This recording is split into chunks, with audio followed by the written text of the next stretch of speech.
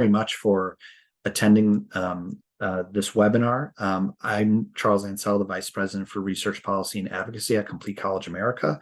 And I'm just going to make some really brief opening remarks to introduce this session and our panelists. At Complete College America, we've been working on a project to support historically and predominantly Black community colleges through a cohort of about half of the colleges in that category from across the country. And we work through the implementation of student success strategies to improve completion outcomes for students at these colleges. And we also work with institutions directly in developing the funding models that can be derived from completion targets to align with state goals and to advocate for financial appropriations. And we do that through state and federal policy. And finally, we work with institutions in this cohort to identify the appropriate metrics needed to produce optimal outcomes for student success, as well as, inclusive of the funding models I just described. So critical to this work have been our partners in the colleges themselves, in our advisory council capacity, and in our federal and state policy capacity. And so to kind of get to the heart of the work that we've been doing and why we've been doing it, I'm going to be turning it over to our panelists. I'll quickly introduce each of them, and then I'll be quiet and send it over. So the first person who's going to share remarks is Kayla Elliott. Dr. Kayla Elliott is the Director of Workforce Policy at the Joint Center for Political and Economic Studies, which is America's Black think tank. She leads a team of experts who center Black communities and policy debates concerning the future of work, workforce development, and access to good jobs.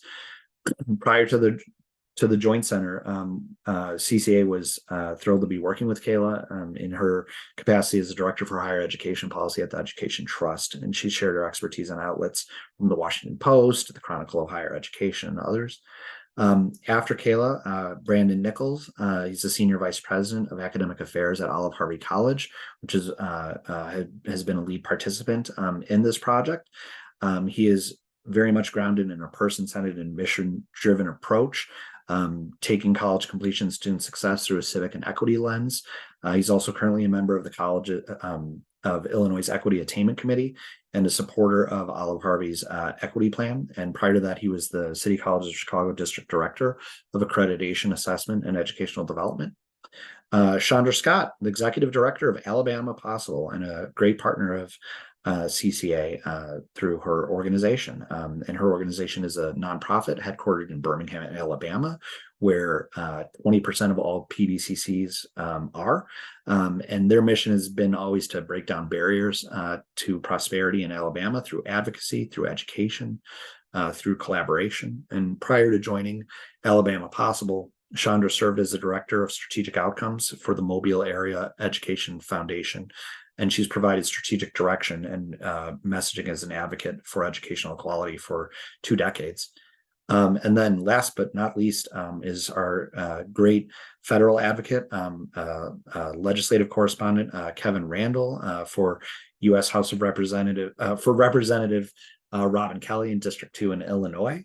The representative has been a tremendous proponent of predominantly Black institutions across the nation, and of course at home in the Chicagoland area that she represents.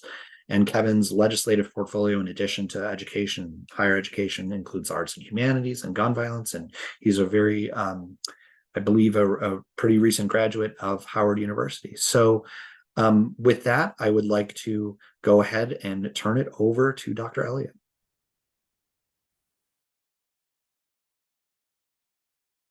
Hello, and thank you all for joining. I'm going to set a timer so that I keep us on track and don't go over. This is one of my favorite topics. If you've ever met me, worked with me, you know that I am a third generation graduate of historically Black colleges and universities. They have a special place in my heart, but also a special place in my research, much of which has surrounded adequacy funding, outcomes-based funding, and the history of funding of historically Black colleges and universities, as well as community colleges. So thank you all for having me and letting me nerd out with you for a little bit today. So I want to get us just started on a brief background of historically Black colleges, historically Black community colleges, and predominantly Black community colleges, and what got us started in this work. Super grateful to CCA, the Lumina Foundation, and my dissertation chair, because without it, I don't know that we'd all be here. I was conducting my dissertation in probably 2016, 17, somewhere up in there, and looking for more information on historically Black community colleges and could not find it in the literature. Of course, I could do a lot of digging at the institutional level, but looking for insights, looking for data sets that were simply not there. And my chair, Dr. Jared Warshaw at Florida Atlantic University, said, well, let's write it, right? In the words of Toni Morrison, if there's a story that hasn't been told, tell it yourself, right? To paraphrase. So we did a deep dive into historically Black community colleges.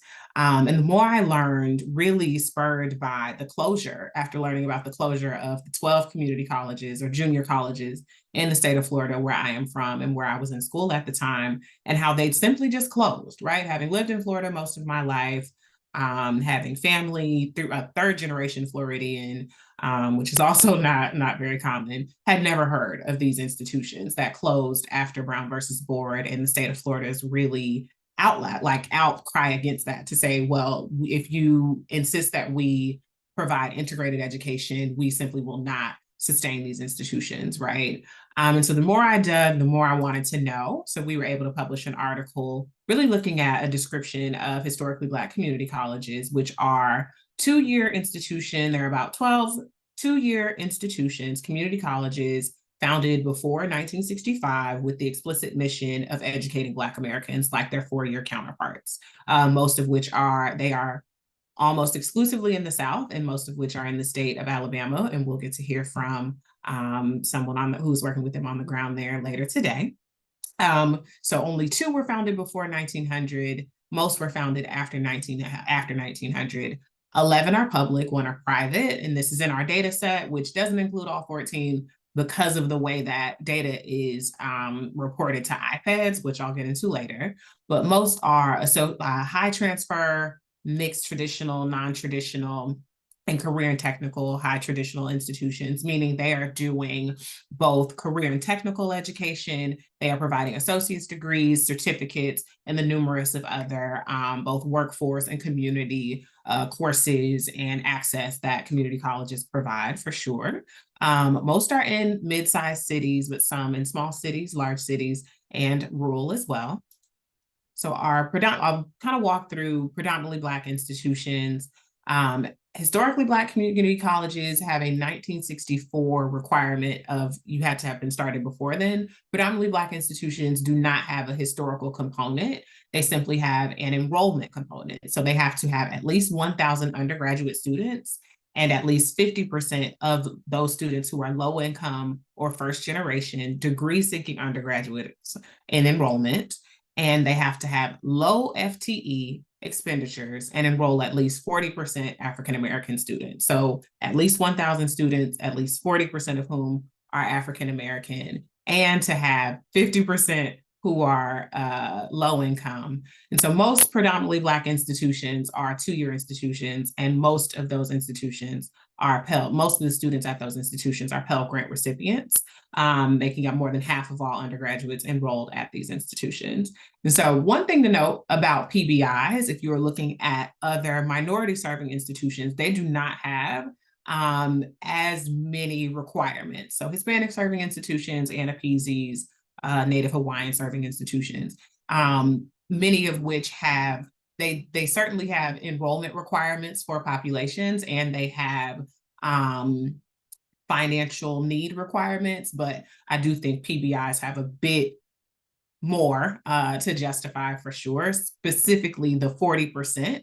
Other MSI categories only have 25% or lower, and that's something to be noted for sure as we're talking about like who is in the data sets, who's eligible for grants, who's eligible for federal grants, and what it means to only work with institutions that are predominantly Black that have the designation versus those that may be predominantly Black or Black serving institutions, right? Since HSIs are typically 25%, what would it mean if other institutions had a designation or had access to federal funding and other grant opportunities were the the cutoff lower, right? So just something I always like to note when talking about predominantly Black institutions for sure. Checking my timing. And so I for sure want to just dig into funding and what we found both in our article and some of the work I've done since then. So again, this was published in 2020. Happy to send it around to anyone who'd like to read it in full. We found a few really striking trends in the data, which will come at no surprise to anybody who's on this call. Historically Black community colleges are eligible for funding in Title III of the Higher Ed Act, like their four-year counterparts. And even private nonprofit HBCUs can receive some specialized forms of state support.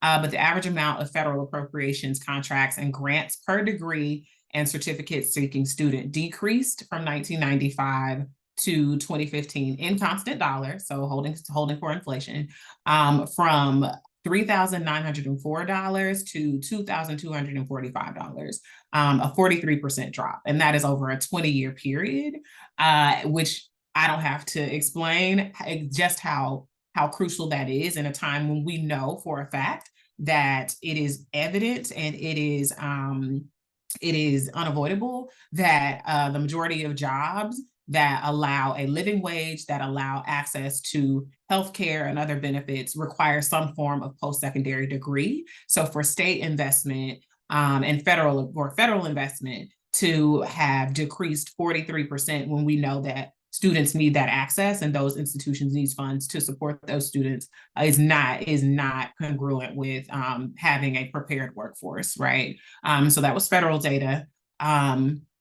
The state appropriations in the similar time period from 1995 to 2015 dropped 28%, right? So we're seeing a disinvestment both from the state and the federal government. So looking at state funding trends for 10 public historically Black colleges, omitting shorter college as a private institutions, the retrenchment in these resources indicated a 27% decrease. And so funding dynamics could be due to fluctuations in the economy. Certainly, we've seen a lot from 1995 to 2015, which is this data set, and certainly from 2015 to current.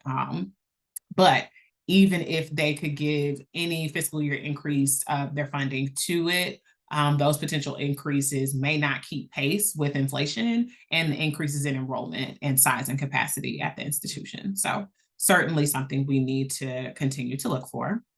So I'll just talk a bit about funding disparities at MSIs and where the implications of that. I think there's a history of underfunding and segregation. We know, and we saw Secretary Cardona issue letters to multiple states telling them to stop underfunding their institutions. I believe in Oklahoma, there's a $500 million estimate of underfunding. We saw the same in lawsuits in Maryland and Tennessee most recently, and historically in Mississippi, Alabama, and Tennessee again, right? So we know that states have not been funding their institutions properly, whether that is purposely not matching their land grant funding, not providing them as much dollars per head count as their predominantly white counterparts, or simply not allowing them access to specialized grants and other benefits that their predominantly white counterparts have had. So we know that to be true.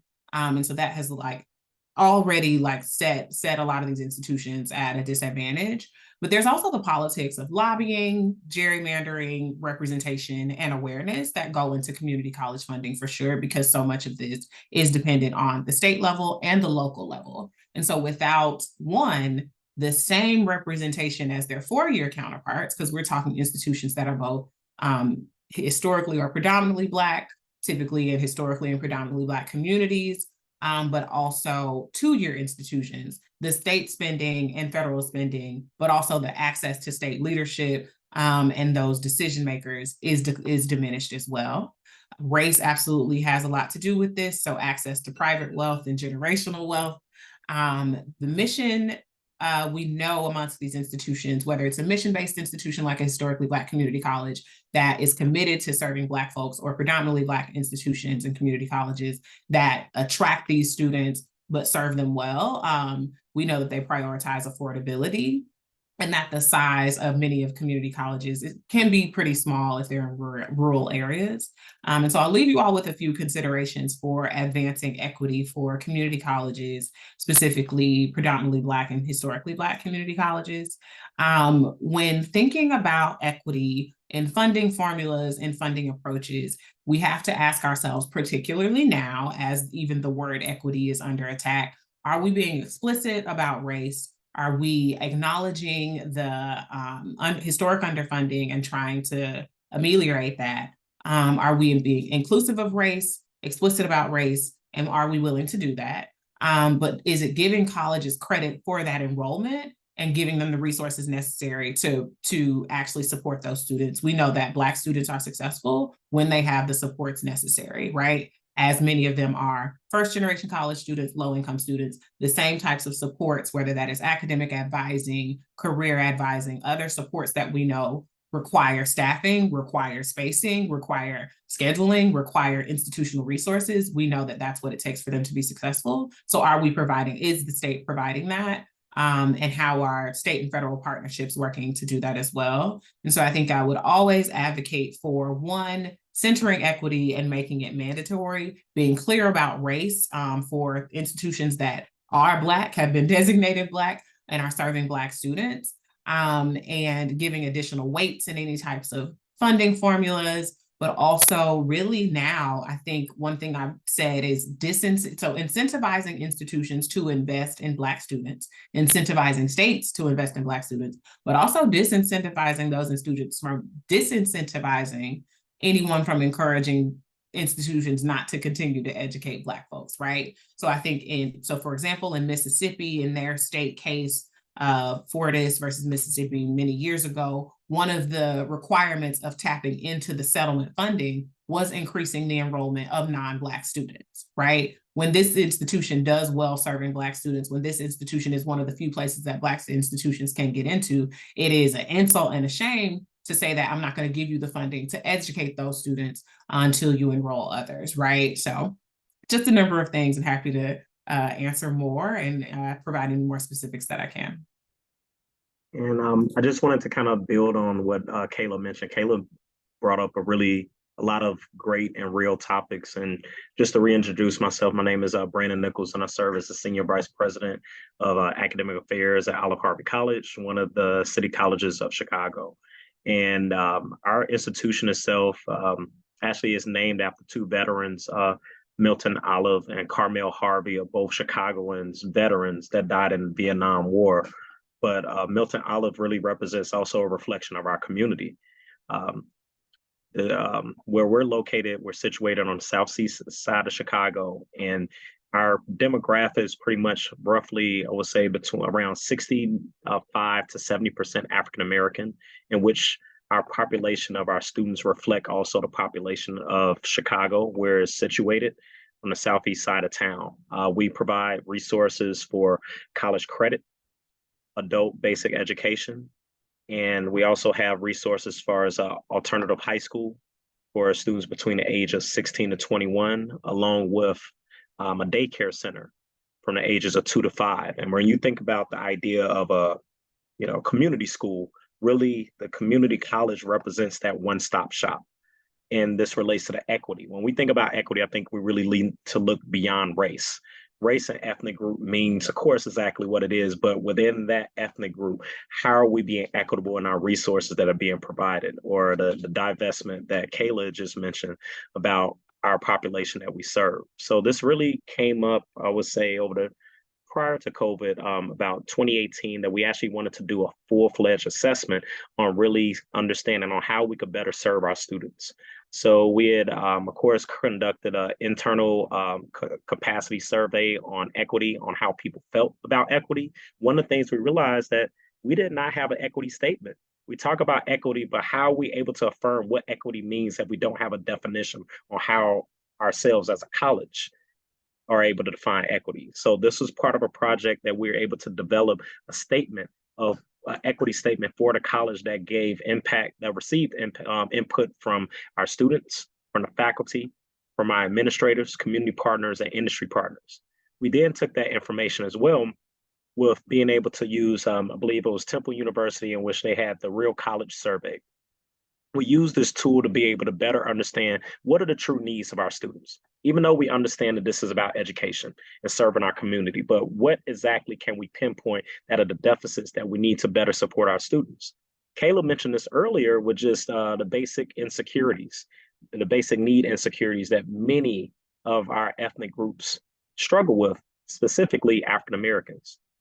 From this survey, we noticed that there are food insecurities. The fact that where we're located, there's a food desert and technically a toxic donut. This part of the Chicago was really used as a dumping ground for many, like for garbage and other trash that now has really made the land toxic in which where we live. So also that relates to housing insecurity that our students struggle with, the price of textbooks. We know that this comes along with signing up for any class, whether it's a career technical education or liberal arts and sciences, but the price of textbooks is cost. And we're assuming that students are able to have this level of cost. That's not necessarily the case. So this survey allowed us to develop an equity plan. This equity plan was us in partnership with working with the it was our LEA survey, which is the Illinois Equity Attainment. So we were able to develop this equity plan that focused on partnership for college completion was the organization that helped us develop this equity plan. And we're able to define at least a 5-year goal of what we're trying to focus on. One of the things that we noticed was the food insecurities. So we actually have a pantry that is now on site for our students to have access to. And we know that our students come to school hungry, may not have had the resources or the access to be able to go to the grocery store. That impacts their level of success in the classroom. So we established a partnership, not just at our college, but for our other 6 city colleges of Chicago with the Chicago Food Depository. So they're able to deliver fresh produce to our college for students to be able to receive for free as long as they're enrolled as a student. That was something that was at the time very groundbreaking. So in 2020, I believe 2019, 2020 academic year, that was the first time that we had on site, not just a cafeteria, but actually having the resources on site for our students. The next thing focused on the issue around open educational resources. We noticed that the price of textbooks costs. So in order to address equity for our students, we're able to have a loaner laptop program. Students are able to have their laptops loaned to them from the very first day of class all the way upon completion. With now, we've evolved that program in which they are able to own and earn this actual laptop in order to keep. We want to make sure that we give our students the resources they need to be the most successful. Next aspect is that we want to make sure that our students and our community also reflect the faculty that we have that are teaching our courses. We're very intentional to ensure that we have faculty that reflect our students. If we know that there is a level of 68% of our students are African American, that we need more men. We've been very intentional about ensuring that we have men that are also in the classroom teaching our students. So we developed an affinity group that was the Brotherhood of Men. So for this is able for us to have a Black and brown male group in order for them to have conversations, almost barbershop chats, to be able to have the conversation, discuss with each other the things that impact them, the things that may not come out in the classroom, but the reason why they may not be retained and may not complete. But it's not just about just the resources, but how can we ensure that our quality of education is also affordable? Really holding our partners accountable, not just ourselves as an institution. So we have partnered with multiple organizations, one being our Chicago's Transit Authority. So the Chicago Transit Authority, also known as CTA here in Chicago, that's the bus service that provides transportation to anyone in the city. They have a second chance program for anyone that is justice involved. So opportunity for upskill. They may have many individuals that they have hired that have a criminal past, but how are they able to ensure that they're able to be competitive in the workplace?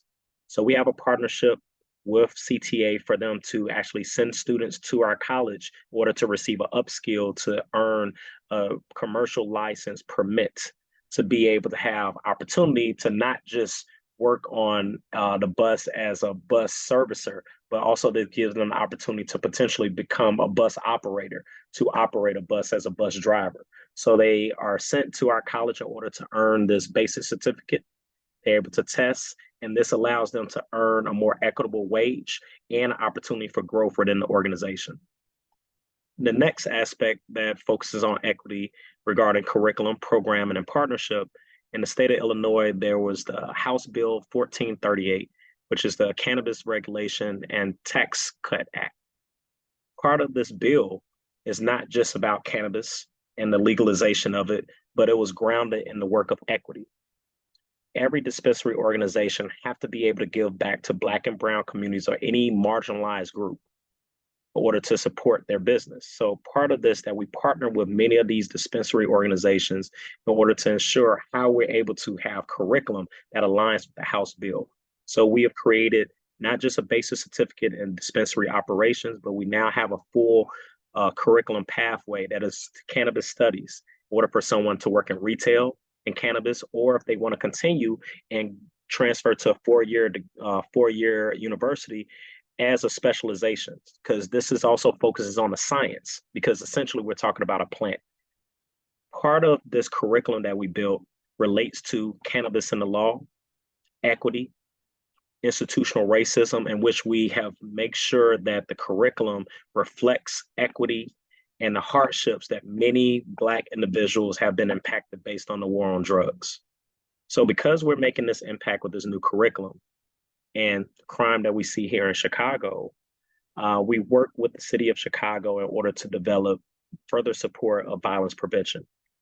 The city of Chicago was able to award us with a grant in order to provide curriculum for justice-involved individuals.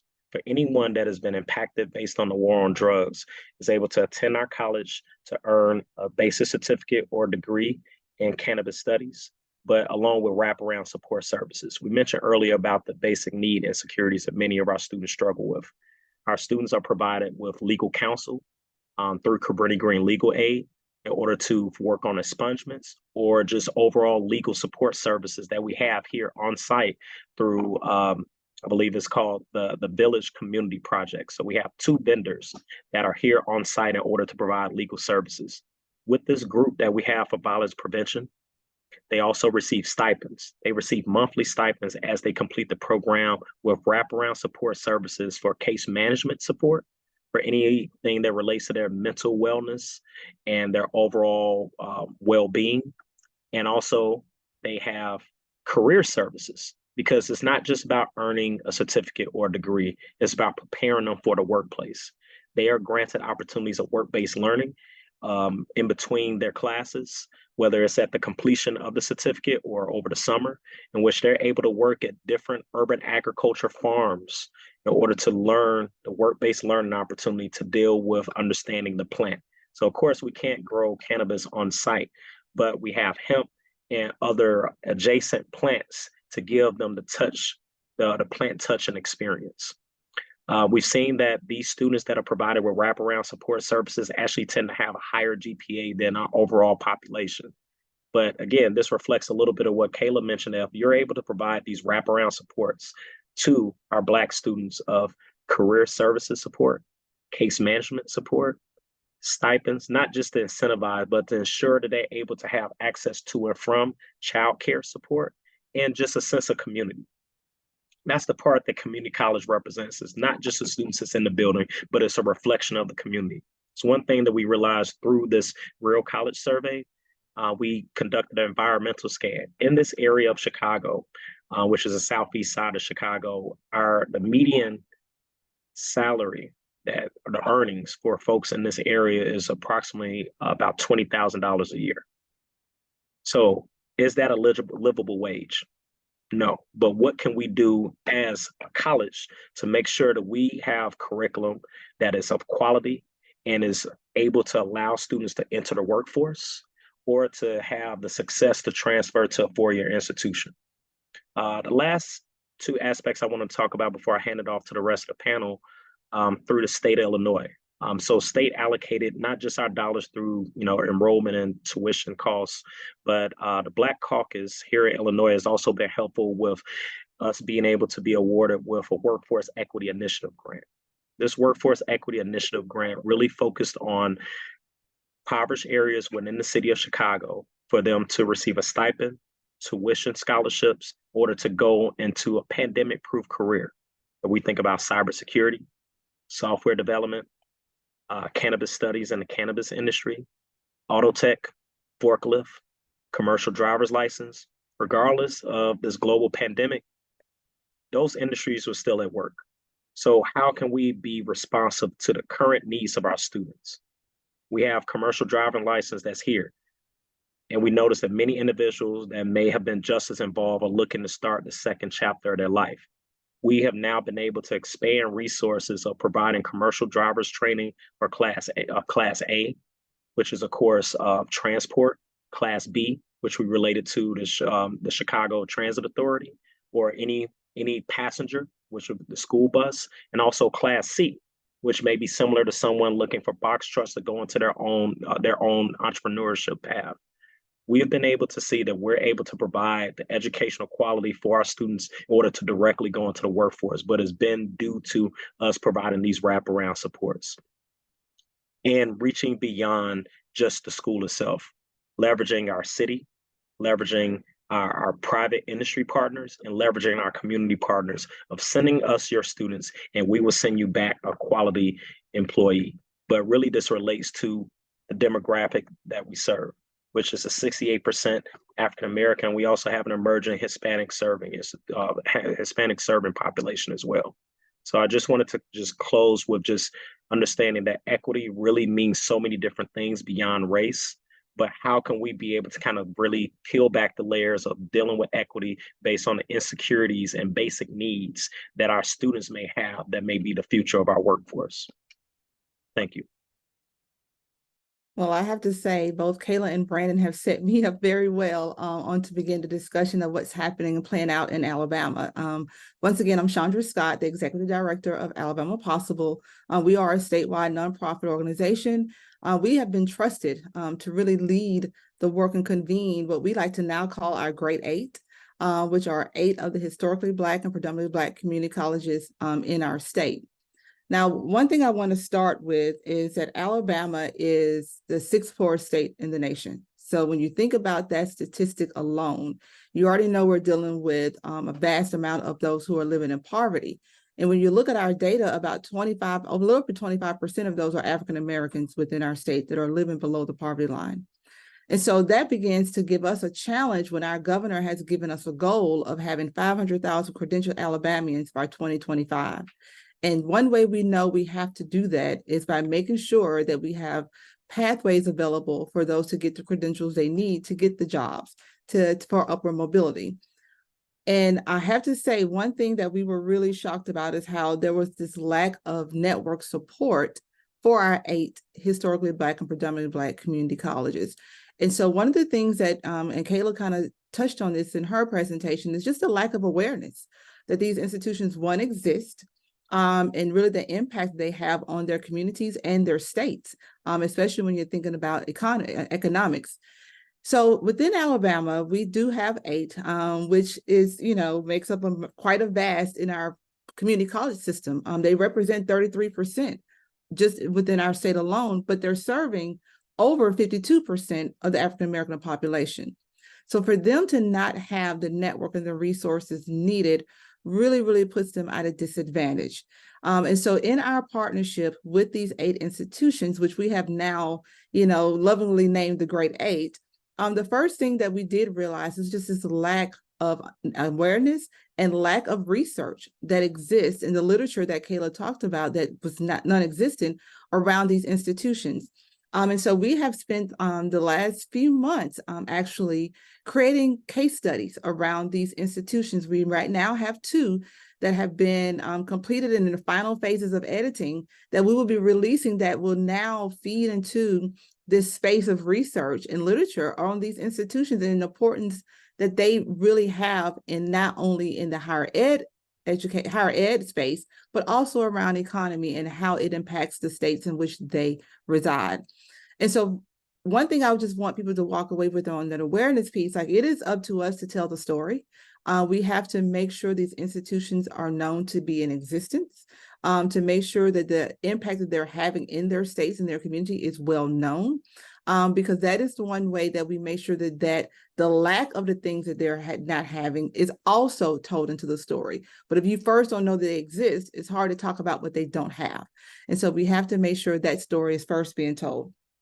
The next thing I will want to share is just some of the strategies in which we're doing in partnership with the institutions now that we know what their needs are. So we have done a self-assessment over the last year, really about understanding the journey that the students have on their campus, really the needs of their students, as well as their faculty and staff, and the structures in which they have in place.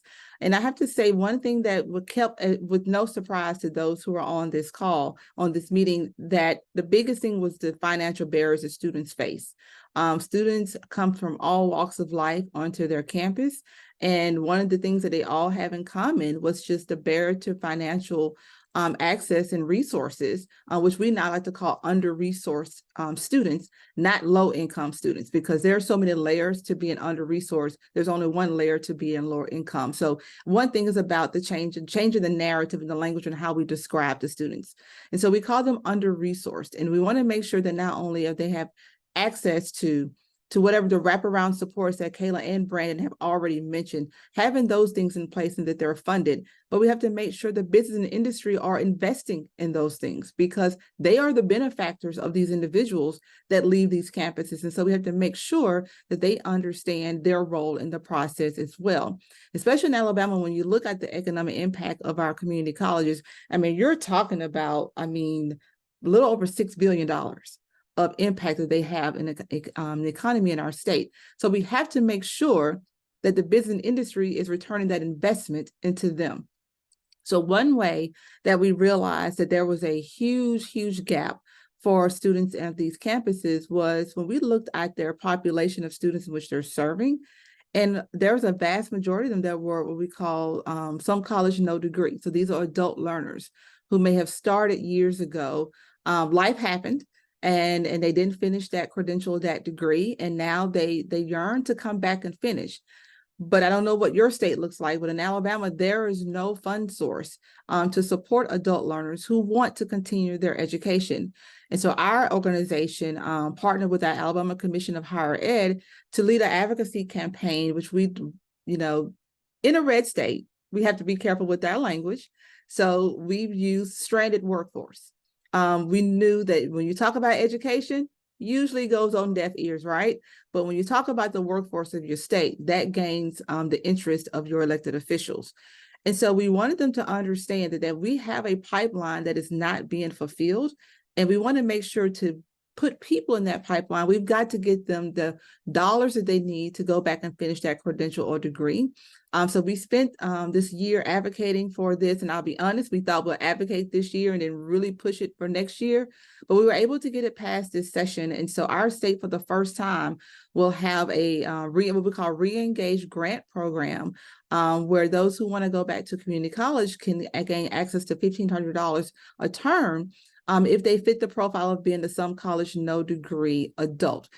This becomes available in January. And so this is the role of, if there's any nonprofits on this meeting today, this is a role that you can take in just understanding the gaps around policy and funding for those institutions in your state, and being the voice and being the advocate for them to gain the access to the tools and the resources they need. And so this was one way that we were able to support them in getting the funds for their students to be able to come back and finish their degree.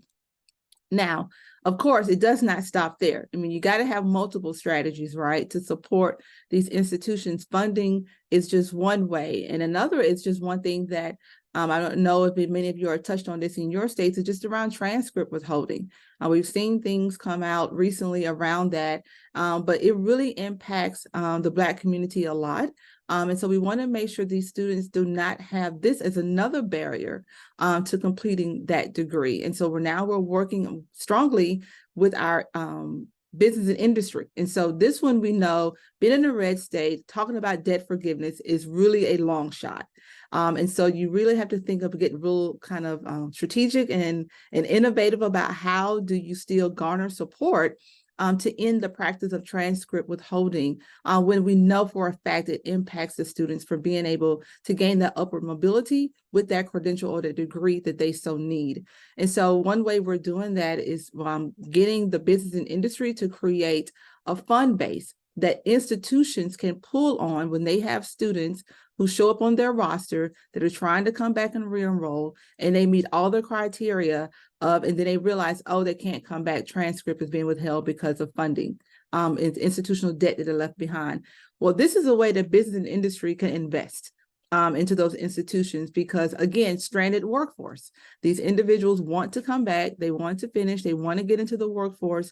They want to not continue to contribute to Alabama being the sixth poorest state in the nation, but we're still blocking them with different policies that are I feel are outdated and really targeting certain populations. And so we have to figure out how do we best support them. And that is one way of doing that, is to looking at policies such as transcript withholding in our state to stop those practices. But I just want to close with, having the most of these institutions in our state really speaks volumes about what's happening in Alabama. The fact that they still exist, because we know a lot of these institutions have not lasted or have closed for whatever reasons, lack of funding, inadequate funding, and lack of support. And the fact that Alabama still has 8, but yet they're still having to have this narrative of we do the best we can with what we have. That is not a narrative that should be given to them. We have to change that. We don't expect our bright and shining institutions in our state to have to live with that language. We cannot expect these institutions to have to function under that premise. And so I would just strongly suggest that if you're in a state that has PBCCs and HBCCs, be the voice, be the storyteller, really elevate the needs and the gaps. But not only that, but elevate the innovation and the successes of those institutions, because it's for so long we don't know what they've done. We don't know the successes that they have produced. And that is why I feel like a lot of people don't know the existence of these institutions and truly the impact that they have, not only on the lives of the students who walk across those campuses, but as well as those who are within the states in which they live. They really do impact the economy in those states, but we have to invest back into them. And so with that, I'll now hand it over to Kevin. Chandra, that leads me into my piece. Very nice segue. I just want to start off by saying that I appreciate all of my colleagues for providing very informative information that many people fail to get to hear in regular news. So again, I appreciate you all. Starting off, I just want to say that I'm so glad that this webinar and panel are taking place today. As you all know, it is very important to provide information to not only policymakers, but also to the many supporters of PBIs about the benefits and struggles they face on a day-to-day basis. PBIs have always played an important role in the African-American community. In Congresswoman Kelly's district alone, Illinois 2nd District, we're proud to host 3 PBIs, those institutions being Olive-Harvey College, South Suburban College, as well as Prairie State University. Out of those 3 schools alone, that is 8,901 students enrolled in PBIs. As I already mentioned, PBIs have always played an important role in the community. Many of these institutions are crafting an academic environment that promotes Black student success, providing direct support to first generation as well as low-income students. All the while tackling some of the nation's greatest challenges facing Black students. Many of them are under-researched, unfortunately. PBIs are the most under-researched out of all minority-serving institutions. Despite being 4% of all schools, PBIs provide education to 9% to all Black students. The funding that they have received has enabled many of these institutions to enact transformative programming and initiatives. Yet again, there's still a need for an increase in financial support for these colleges and universities. As I said, despite only educating 9% of Black students, PBIs are often excluded from national discussions on higher education, which brings me to my next point. There's also a dire need for expansion and research on the impact that these institutions have on the students that they serve, as well as the communities, which is why I am pleased to announce the establishment of a new congressional caucus alongside Representatives Danny Davis, Yvette Clark, and Jonathan Jackson, focused on educating policymakers and uplifting the needs of predominantly Black institutions. The Congressional Predominantly Black Institutions Caucus, also known as PBI Caucus, will unite policymakers who share the goal of understanding and advancing policies to support these institutions. PBIs are not well known among the American population, often getting confused with historically Black colleges or universities, also known as HBCUs. I personally believe that, with the establishment of this caucus, PBIs will finally receive the quality funding and resources that they deserve for the next generation of Black college graduates. Which brings me to my next point. A lot of you may be asking, working in a member of Congress office, what are some additional ways to support Black students and these institutions? One being appropriations funding. As you all know, the Higher Education Opportunity Act back in 2008 authorized grants to PBIs. That funding is provided each year through the appropriations process. And I believe that's probably, besides just garnering support through word of mouth, we all need funding. And I believe that's probably the best way to get that funding is through the appropriations process. In the fiscal year 2022, PBIs received only 2.3% of the total funding that went to minority serving institutions, despite enrolling about 5% of students studying at minority serving institutions. Another way, I believe, is Pell Grants. Pell Grants provide funding for low-income students who make up half the student bodies at PBIs. Congresswoman Kelly herself has supported doubling the Pell Grant, which will make PBIs a significantly more affordable option for students. And lastly, just creating more funding opportunities for PBIs in general. Other types of MSIs are eligible for numerous minority funding programs and STEM education programs. I believe creating similar programs for PBIs will be a significant help in their growth in the long term. We plan on getting out a Dear Colleague letter next week, trying to gain some more traction and garner support from outside organizations, as well as, again, any advocates of PBIs, which I assume many of you all who are attending this call are. And again, I hope I'm staying good on time, Charles, but I'll turn it back over to you, and I believe we'll start up a Q&A. Yep. Perfect. So we've got about 11 minutes, and I want to encourage everybody who's in attendance to feel free to drop a question in the chat, either to everyone or just to hosts and panelists, and we can answer that. But I'll start with a few questions that we actually got in advance of the webinar, which is really helpful. And this is a question, really it could be for anyone, but I think, maybe Brandon or really anybody, but it's speaking to institutional student success efforts. One question we received in advance was, what work has been done for student success efforts at PBIs and PBCCs that is specific to Black or African American women? And, Brandon, I thought about that in particular with you because you talked about, work that's already underway at Olive-Harvey for men and the male initiative. And, and I know that kind of puts you on the spot, but I'm curious, why you sought out that gap and that sort of difference in outcomes by gender that you're seeing, and whether there's been any thought in that regards to women as well, and then also anybody else on the panel, please chime in on that point as well. I start off just a couple examples. I think still going back to the Infinity Group conversation.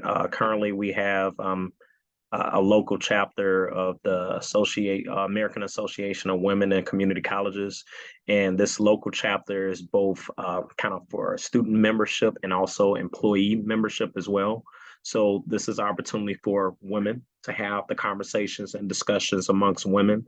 And specifically at our location, we're talking about women of color, primarily African-American women, to be able to have the conversations and discussions that may impact them based on gender. So I would say that would be one of the examples that we've had As far as resources, we just concluded a grant opportunity that we had through Chicago Trust that was focused on women in diesel. We have, for those that don't know, for Olive-Harvey College, we have our Centers of Excellence, which is our signature programs. We're known for transportation, distribution, and logistics. Those are primarily all kind of male-dominated fields when you think about automotive technology, diesel tech, CDL, forklift, supply chain management. So we had a particular grant that focused on how we're able to attract women to enter the workforce.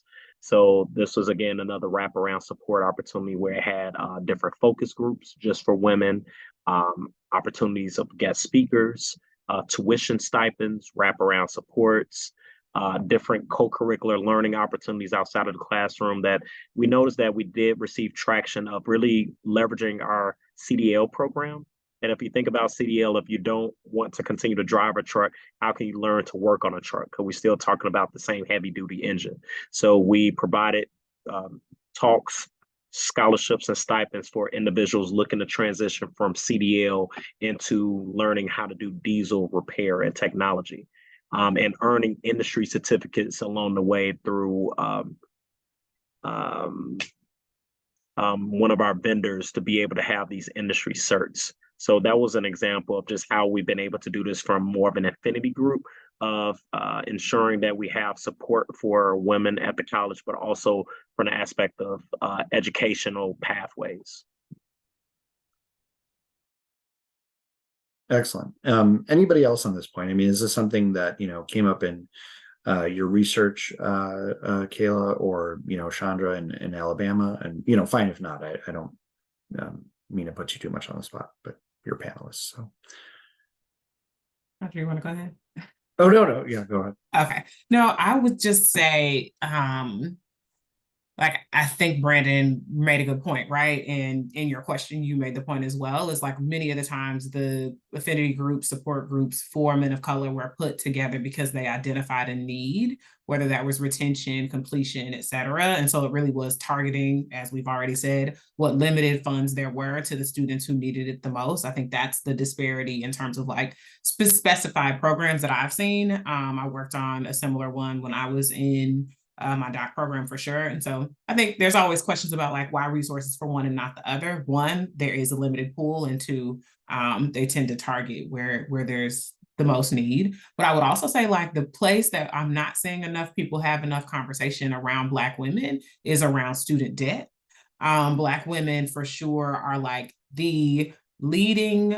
the fastest growing accumulators of higher education and the fastest growing accumulators of the debt necessary for that, right? And so we borrow more, we have a harder time paying back. We know that Black women's equal pay day for the earnings that a white man got in 2022, Black women's equal pay day in 2023 was July 28th, I believe. And so having to work longer and harder for the same earnings. We know that generational wealth, the generational wealth gap is real. The gender wealth gap and income gap are also real. And all of those things impact Black women's ability to pay back student loans. And the idea that Black women or students in general are not borrowing to go to community college, right? I think that's a pervasive idea. This idea that you can afford to go to community college by working and saving, or I paid my way through 20, 40 years ago. That is no longer true. And many students, despite whatever state, federal programs, still need to be able to afford their basic lives. We've mentioned transportation, childcare, et cetera, and are using debt to supplement that for sure. Excellent. One other question that came through is, regarding the learnings that have come from this project so far, and specifically, what sort of learnings could port over to, other minority serving institutions, whether it's, dealing with common problems, or having innovations that may be occurring that we've talked about in the predominantly Black community college space and the PBI space, that maybe would be of particular use to the minority serving institutions more broadly. I do want to call out as two caveats on that question. So one is, or it's not even a caveat, just an additional point. So one is, It's important to also know that for predominantly Black community colleges in our cohort in this project, some have, many of them have graduation rates that exceed the graduation rates for the national average, right? So this was a project that was very much about funding and data capacity and student success, but it was also about network building and advocacy, both internal to the network to make sure that those colleges that are really exemplars in student success, such as Olive-Harvey, are having their learning shared out broadly within the network, as well as to the post-secondary sector overall.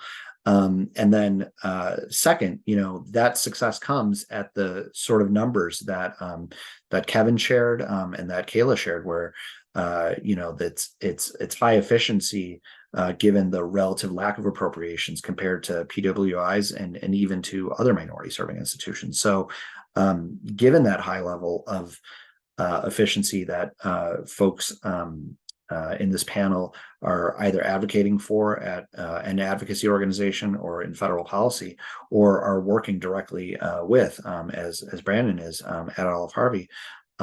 Have you seen any of these sorts of learnings either in your research and your practice or your advocacy that are worthwhile to port over to other institutional types? And anybody can jump in on that one.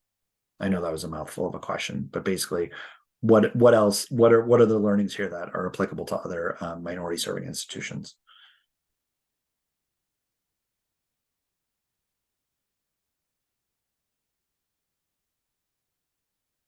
I'll just say, I am always for like advancing equity for other students of color in any institution and trying to serve them, right? But when it comes to like my perspective as a policy advocate,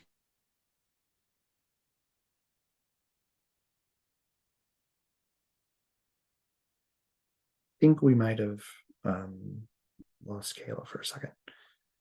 Yeah, I guess until Kayla returns, I would say just really being very current and looking at the data to tell us a story. I think in most cases that we all have an idea of what we think needs to happen, but really aligning the data, allowing the data tell us what in other parts of the government, and we're unable to. It's hard to make things transferable from one to the other if they're not in the same law, but especially at the state level, things fluctuate from state to state. And so it really does take knowing how your state policy works, how it's funding. Alabama is a great example, right? When I was doing all my research on outcomes-based funding, Alabama has a very nicely designed outcomes-based funding system. There's equity mentioned explicitly. There are all of these things. The amount of money that they actually give out using that formula is small, right? It is not enough to like incentivize behavior. It's not enough to do much for students, right? Or for the staff supporting them. And so all these things matter when we're talking about supporting institutions.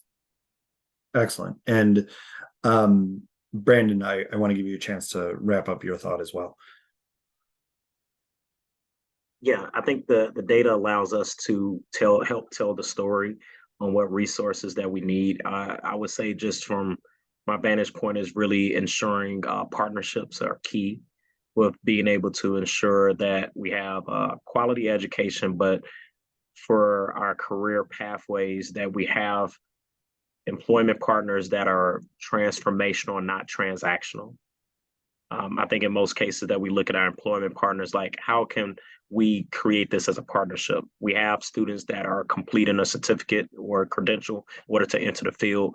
What else can you provide, right? Can you provide, well, what are you exactly looking for in your future employer? How can that impact curriculum? Can you come here and visit? Can you participate in a job fair, on-site interview? Same thing with our 4-year partners, not just accepting our credits at the 4 years, but exactly how can we have a dual degree program? How can they understand that these classes are transferable for the full degree to give them the entire college experience? So I would say from our outputs of either transfer a career, holding our partners accountable to be more transformational and less transactional. Excellent. Well, I know we're at time, and I appreciate our panelists and I appreciate the questions from attendees that came in. I do want to just close by saying if you want to continue to be involved. This is going to be, I'll share two quick links. One is the Complete College America annual convening that's coming up in December. We're nearing capacity on that. So if this is something that you would like to learn more about and attend our annual convening, you should register pretty soon, because again, we're getting close to capacity. And then on a more ongoing basis, to be involved in the initiative, we've also got our website, and I'll also put my email in the chat. And then lastly, stay tuned with Complete College America, with Alabama Possible, Olive-Harvey, Representative Kelly's office, and the Joint Center, as this is a movement that just has accelerated growth to it, and we'll be hosting a lot of PVCC specific and PBI specific programming, including in-person events at the top of the year in 2024. So with that, I just want to thank you all for attending, and thanks to our panelists.